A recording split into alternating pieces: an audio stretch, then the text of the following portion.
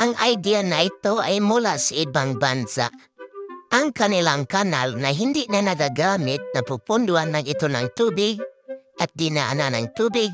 Ang ginagawa dito, inataniman ito ng gulay tulad ng ampalaya.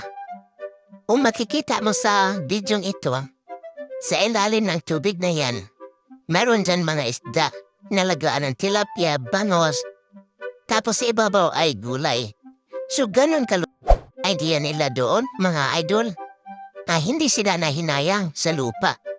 Dito sa atin kasi, natiwangwang lang yung lupa na may tubig, pero hindi nila hinanapan ng paraan. Pero sa ibang bansa, hinanapan nila ng paraan.